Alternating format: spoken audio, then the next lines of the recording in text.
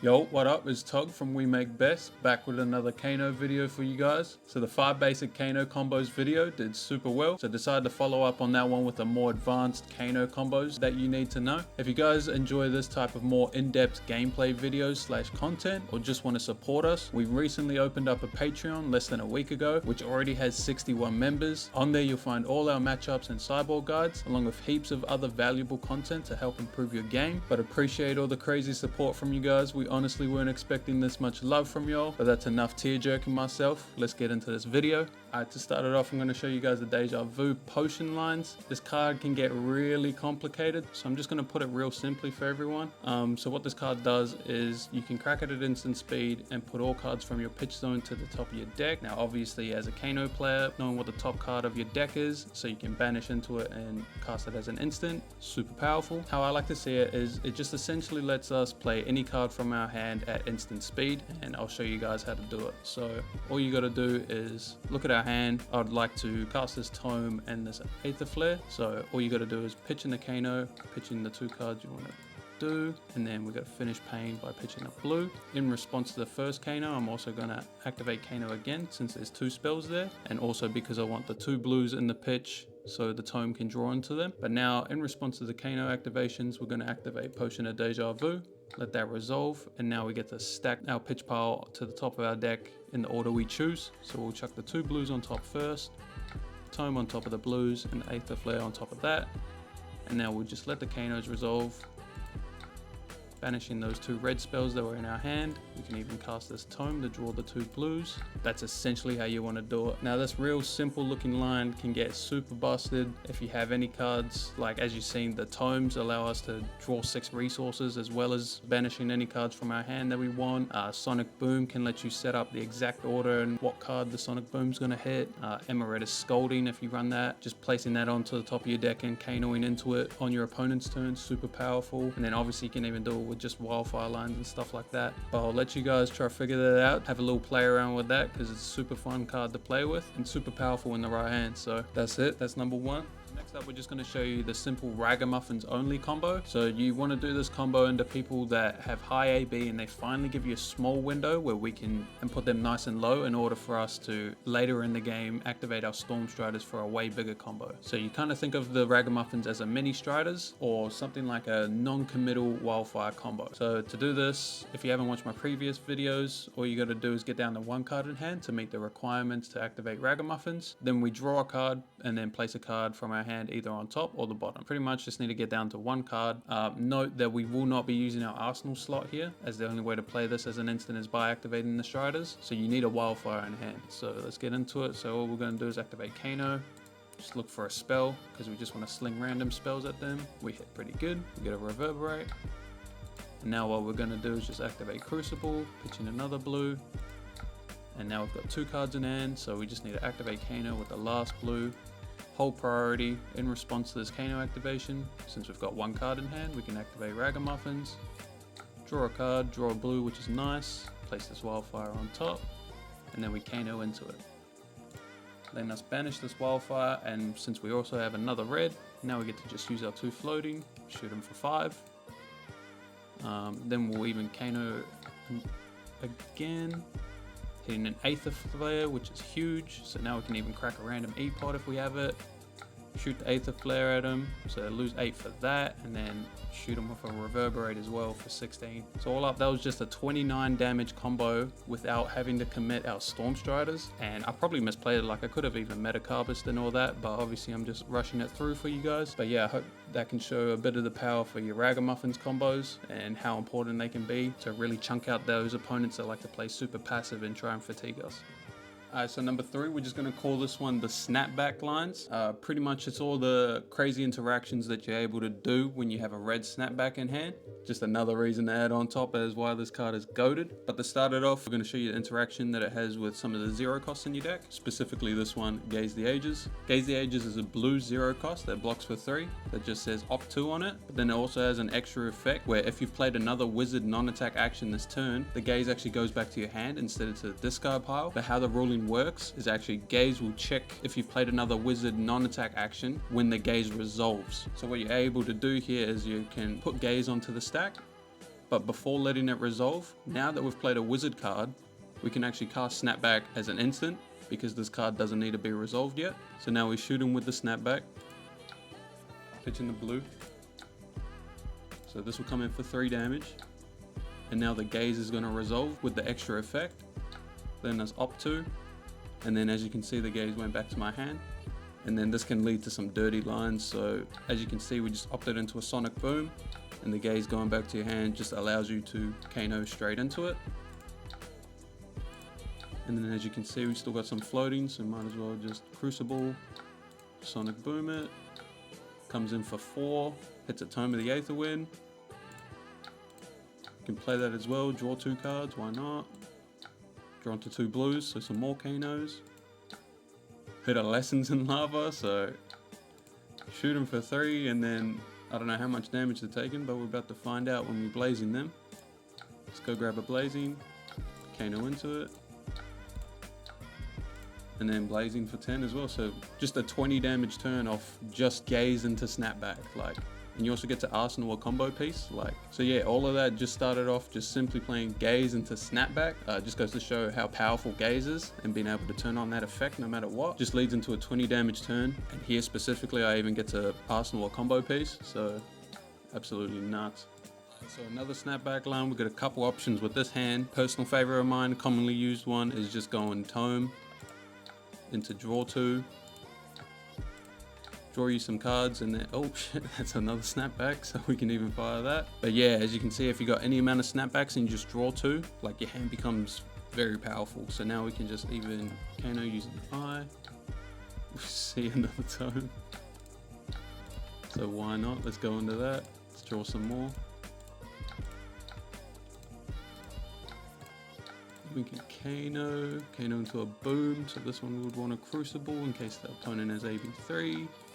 Just fire that off. Of course it hits another boom because I'm a god. Just keep going with that. Hits an E-pot because I'm no longer a god. Might as well Kano into the E-pot, play that out, and just shoot him with every single Snapback that we got. Boom, boom, boom. And as you can see, that's just a 16 damage turn off of Tome and some Snapbacks. So that's another Snapback line for you. We'll just revert the turn because there's also another Snapback just to show why even in multiples this card's good. But you can imagine the second Snapback is just any 1 cost. So say it's Lessons in Lava, say it's Aether Quickening, could be Aether Flare, which is probably one of the best ones. So we can just activate Crucible, pitch in a blue, and then just shoot them for 4. The opponent's probably going to AB this, and then you can look to shoot him with the other 3. So just presenting a 7 damage turn, sometimes 8, sometimes even more with Aether Flare, and you're just demanding cards out of the opponent, like super strong to just strip the opponent. And then as you can see, if you're not just playing off a 3-card hand, I've still got 2 cards ready to go. Crucible, 1-cost wizard spell into Snapback off of 1 blue, super efficient, super powerful line. So just a couple more Snapback lines. You can even do this with like Blazing Aether and stuff, because Blazing Aether doesn't check how much damage you've dealt until it resolves. So again, you can just play the Blazing Aether with your action point, and then you can respond to it because now you've played a wizard card, so you can shoot the Snapback, let that hit for 3, and then still responding to the Blazing Aether, you can activate Kano and hit an eye. So cut.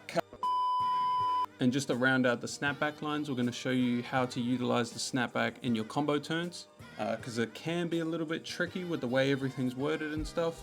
So we'll just run you through this. So as you can see, you just got the typical Aether Wildfire Lessons combo here, but we do have a Snapback in our hand, so we're able to just fit that in the combo pretty comfortably. So key things to note here is we can't just go down to 1 card in hand before letting everything resolve to Ragamuffins a Lesson on top. We actually do have to play the Wildfire first and let it resolve in order to play our Snapback from hand as an instant and also get buffed by the Wildfire, and then we are going to have to Rags the Lesson afterwards. So the best way to do this is you just want to activate your Storm Striders and your Crucible off 1 blue. So now you go down to 1 floating. So that's asked for another pitch when we play our Wildfire here. So pitching another blue, and now we're down to just the Lessons and the Snapback. Key thing to note is you probably can't afford the Metacarpus on your combo turns where you also have a spare Snapback in there. But Snapback makes up for it as we're playing a 4-card combo. So you can turn off the meta. Opponent takes 5 here, and then we've got 2 floating, so we can shoot him with the Snapback. This will come in for 8, and now we can activate the Ragamuffins hat, hit the blue off top, very nice. Put the lessons on top, then we can use the blue to Kano into the lesson, banish it, use the one floating resource left over to shoot the lesson now for 8. And then yes, we do want to shoot her into the Blazing Aether, popping our resources on the left, Kano into it, and then that's a 26 Blazing. And as you can see, that Snapback Line just made it a 47 damage turn. Super insane, super insane. Next up, we got the Lessons and Lava Lines. This card can be pretty tricky at first to properly utilize if you're new to Kano, but essentially what this card is, it lets you tutor for another wizard card and put it on top as an on hit, and then you can utilize your hero ability to Kano into it and then play it that turn. So depending on the amount of blues that you have in hand, Lessons can really start to pop off. Getting into it, say we just have a 3-card hand, ignoring 2 of these blues, and it's just Lessons and 2 blues. You can do stuff like Crucible, pitching a blue, and then shoot the Lessons. So this is coming in for 4, so it's gonna hit them even through AB3. Choose if you want to tutor, and then we can tutor for an Aether Quickening, which is just your highest damage 1 cost. Kano into it with the 2nd blue, still imagining that we don't have these 2 blues in our hand. Kano's into it, and then using the 1 floating off of the 1st blue, we can shoot him for 4 again. So just a nice 3-card 8. Probably going to strip them because they're kind of forced to AB Lessons. Otherwise they're just going to give you a combo piece, which is even better. We just revert the turn, and then say we have an extra blue. Now you can start doing things like Crucible into the Lessons again. But then this time we're going to tutor for another lesson. Kano into it. Now we banish the new Lessons. Use the 1 floating, but instead of on the quickening, we're going to use it on the lesson. So this will come in for 3, and then we get to tutor again, and then this time you can just grab a Blazing Aether, pitch in the last blue, imagining we don't have this one. Banish the Blazing, and then we can shoot him for 7. That's a 14 damage turn, just of 3 blues and a lesson. And then reverting the turn once again. As you can see, if you got stuff like Gaze in your hand, so I'd say Gaze, Tome, or Blazing Aether, all these super powerful 0-cost wizard spells, you can actually lead into some powerful turns off your Lessons. So once again, we're going to pitch into the Crucible with a blue, 2 floating, shoot the Lessons for 4, so it's even going to nick for 1 through AB3, but this time we're going to go grab Chain Lightning, and then we're just going to Kano into the Chain Lightning, banish it. Real quickly, for those who don't know what Chain does, it is a yellow 1 cost that blocks for 3. When you play this, you can play another wizard card as an instant this turn, and if you've already played a wizard card, it also deals 3 damage. Real crazy as a combo extender. Key thing is it only costs 1, so off the 1 floating from that 1st blue, like always, we can just play the Chain. So that will deal 3, and now we can play a wizard card as an instant, letting us play this Gaze. And then, like before in the previous line, playing a Gaze when you've already played a wizard card lets you opt and then bounce it back to your hand. And then there's a Wildfire on top, so why not? We just put the Wildfire on top, pitch the Kano using the Gaze that just bounced, and then we can even shoot the Wildfire. So as you can see, Lessons just has almost infinite amount of lines that you're able to go into. That's why I think it deserved its own spot on this list. I would recommend practicing with that card as much as you can, as it's probably the most powerful card in your deck, but that's it for Lessons. And then lastly, we got the double Wildfire combo. A lot of players like to just try and sit on their Oasis Respite in their arsenal for an entire game, waiting for us to pull the trigger on our Wildfire combo. So against those types of players, this combo becomes your line to smash them through the Oasis. Real quickly before I show you how to do it, what we're doing is essentially baiting out the Oasis with our first Wildfire from arsenal, cracking our Stormstriders, and then when the opponent wants to play their Oasis Respite targeting the first Wildfire, we're going to do the typical Ragamuffins line to place the second one on top, Kano into it, and then play that out. And then that one we're actually going to buff up with Crucible and Metacarpus. So then that one will hit for 6, and then it'll buff the second one before the Oasis has resolved. So we'll play it out. We'll act like our opponent here has an Oasis in their arsenal, and they've got their Tunic counter or a card in hand. So all you got to do is pretty simple. We're just going to bait out the Oasis by playing out the Wildfire with Stormstriders. So we'll activate Stormstriders, pitch it in blue, let it resolve, and then shoot the Wildfire, choosing not to buff this one as we're going to buff the next one.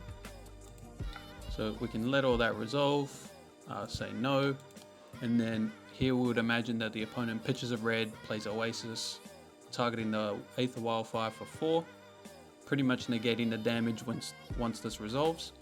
But now we're going to counter that by ragamuffing this last Wildfire on top of our deck, and to do that we've got to get down to 1 card in hand. So all we got to do is activate our Crucible now, pitching one of the blues. We can let that resolve. Then we're going to activate Kano, pitching the last blue. In response to that, because now we have 1 card in hand, we can activate our Ragamuffin tap, placing Aether Wildfire on top of our deck. So now the Ragamuffins has resolved, we're going to let the Kano activation resolve, banishing the Wildfire that we know about. And now we get to just shoot this with the 2 floating. It's buffed by Crucible, Metacarpus will trigger on it, and then we're going to say yes to this. And so then this will come in for 6. And then this will actually buff the second Wildfire coming in. So this one came in for 10, but it would have got negged by 4 from the Oasis. So now they've taken 12 from Wildfires, and then we can just sink all the rest of our resources that we have into some Kano activations, where every spell in our deck is buffed by 12. So we just Kano into a 0 cost blue. This is a 0 cost 13 now. Just blast them with that. Even lets us opt, and we opt into this Aether Flare here, so we'll Kano into that, banish it, and then this comes in for 16. And then, so yeah, that's the double Wildfire. That's how you want to beat your Oasis Respites. If you enjoyed this video or felt like you learned something, I'll leave a link to our channel and a link to our How to Kano playlist on the screen here. But for now, we outie, peace.